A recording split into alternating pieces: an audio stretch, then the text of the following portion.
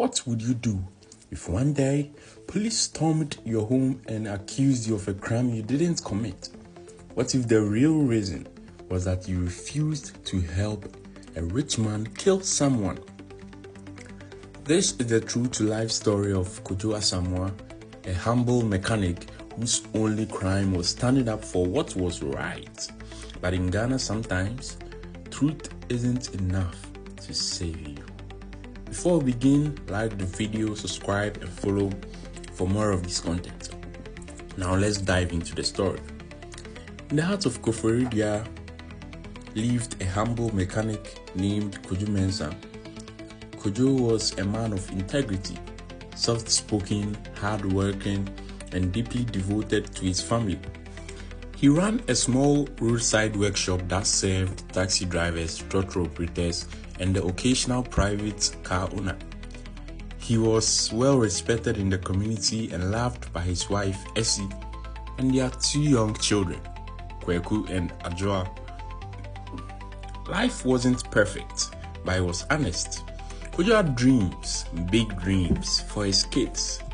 He wanted them to go further in life than he had, but faith, or rather weakness of man, had other plans. Unknown to Kojo, he had crossed paths with a wealthy businessman named Mr. Owusu. The two had clashed weeks earlier when Kojo refused to rake the brake system of a rival's car. Mr. Owusu had wanted the rival to suffer a fatal accident, clearing his way into a transport contract. But Kojo, true to his values, had refused. "You think you can stand in my way? That is a poor mechanic." Owusu had spat in anger. Kojo walked away, unaware that he had made a dangerous enemy. Days later, a robbery took place at a warehouse belonging to Mr. Owusu. The next morning, police stormed Kojo's house. He was arrested right in front of his wife and children for possession of stolen goods. The police claimed they had found car parts from the robbery hidden at his workshop. Kojo was stunned. He pleaded his innocence, but no one listened. The evidence was planted, but it looked solid. Kojo's case was assigned to Justice Mante, a judge known for his sharp shoots and sharper greed. Behind closed doors, Mr. Owusu met him and slid a brown envelope across the desk. 4 million Ghana cedis, he whispered. "That mechanic embarrassed me. Make sure he disappears."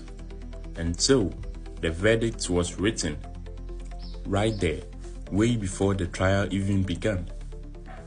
Witnesses were ignored. Kojo's lawyers' objections were overruled. The sentence, 10 years in prison. In the courtroom, Kojo cried bitterly as the gavel fell. He looked at his wife and children, their eyes filled with tears. "I didn't do it, Essie. I didn't do it," he shouted as officers dragged him away. Life outside the prison walls grew harder for Essie. She tried to run a small chop bar to feed the kids, but the money was never enough. Rent piled up, Adjoa fell sick, but the hospital bills were beyond reach. Friends who once smiled at her on market days now crossed the road to avoid her. Kweku, barely 10, started helping his mother wash plates at the chop bar after school. Essie's hands cracked from scrubbing, and her back ached from bending over fires. But she never gave up. In the prison, Kojo suffered in silence. He prayed every night, waiting and hoping. But help never came. Months passed. Justice Mante's fortune began to crumble. His investments failed. His wife left him. His son was arrested abroad in a drug case. His health deteriorated. What seemed like a life of luxury turned into a nightmare. He began having vivid nightmares. Kojo's face weeping in the courtroom haunted him at night. One day, he collapsed during a hearing. Forced into early retirement, he faded into obscurity, broken, alone, and riddled with guilt. 4 years later, a new judge, Justice Ekia Dankwa, was appointed to lead a review panel on wrongful convictions. Kojo's case caught her attention. Something didn't add up. She ordered a re-investigation. The case was reopened. The new investigation uncovered inconsistencies. The planted car parts, a bribed witness, and the suspicious financial transfers to Justice Mante's private account. The truth surfaced like oil on water. The real culprit was revealed. Owusu's fingerprints were found on documents related to the planted evidence. After nearly 5 years behind bars, Kojo was released. The day he stepped out of the Nsawam prison, the sun felt warmer, the sky brighter. But what truly brought him to tears was the sight of Essie and the kids waiting at the gate. They embraced, they wept. Strangers watched, unaware of the storm this family had survived. Mr. Owusu was arrested and charged.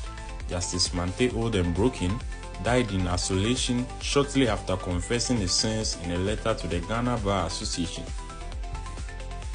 Kojo, with the help of a local human rights group, was awarded a compensation. Kojo didn't chase after riches after his release. He chose peace. With his family by his side, he opened a small auto shop behind their home, not to make more money, but to start again. Each repaired engine felt like a step toward healing. He smiled more, slept better, and every evening as the sun set over Koforidua, Kojo would sit with Essie and the kids, holding them close, grateful, not for what he had lost, but for what he still had: freedom, family, and the chance to live honestly once more. Moral of the story: truth can be buried, but it does not rot. One day, it rises, and when it does, no hand of power can hold it down. See you in the next video.